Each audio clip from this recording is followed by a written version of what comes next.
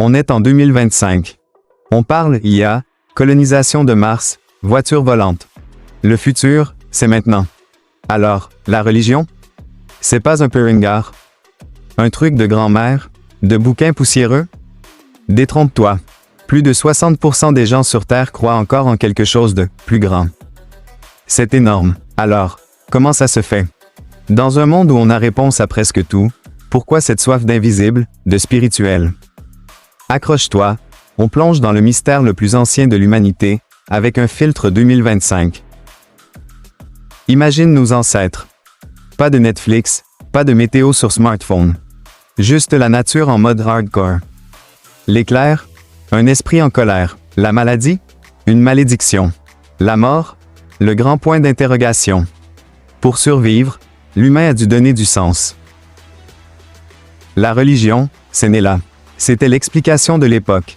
Nos anciens algorithmes pour comprendre le monde. Et surtout, pour faire équipe. Qui va tricher si un Dieu tout-puissant regarde?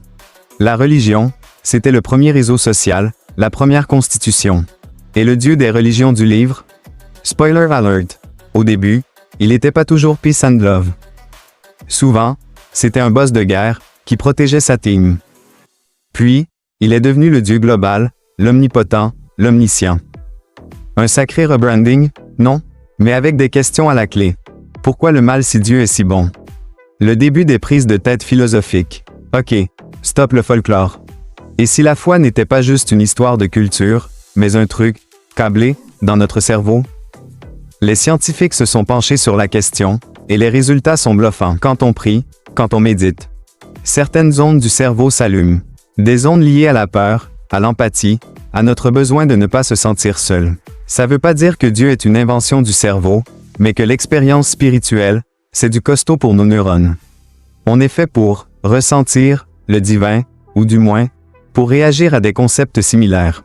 Le plus ouf, même les gosses, sans qu'on leur parle de religion, ont cette tendance naturelle à croire à des forces invisibles.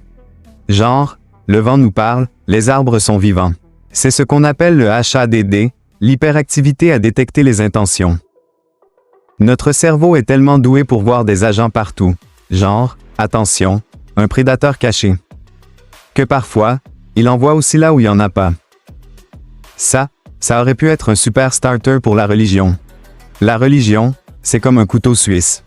Ça peut servir à plein de trucs, des trucs géniaux, et d'autres. Beaucoup moins. On l'a dit, la religion, c'est un game changer pour la cohésion. Quand tout le monde croit au même Dieu qui regarde tout, on triche moins, on s'entraide plus.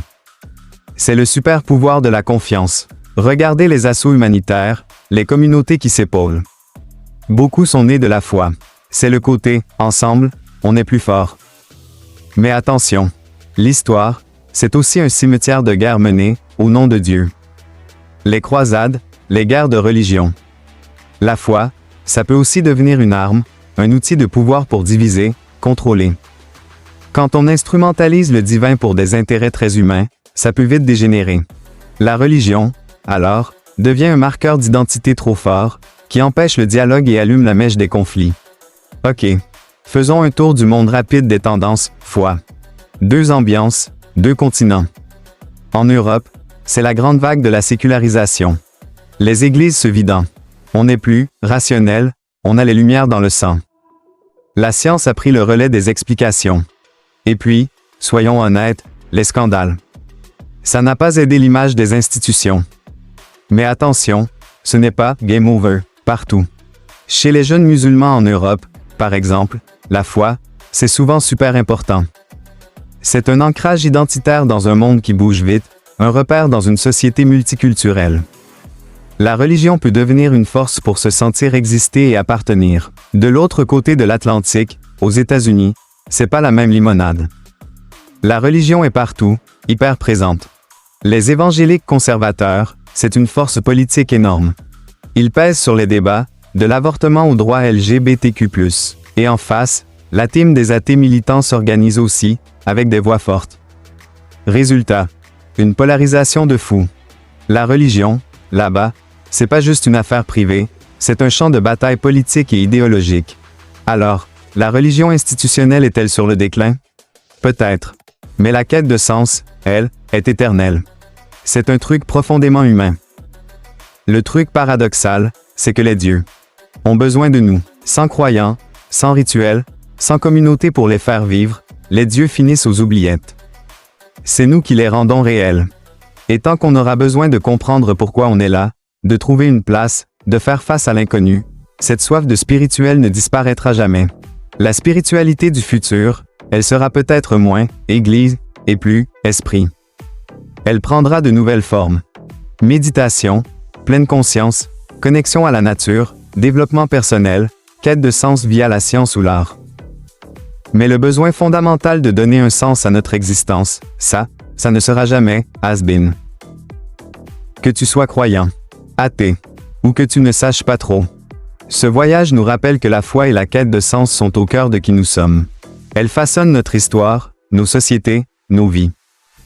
Alors, quelle est ta propre quête de sens? Qu'est-ce qui te fait te lever le matin? Dis-le nous en commentaire. Et si cette vidéo t'a fait réfléchir, abonne-toi, partage, et continue la discussion. Parce que comprendre l'humain, c'est comprendre ses croyances. À la prochaine.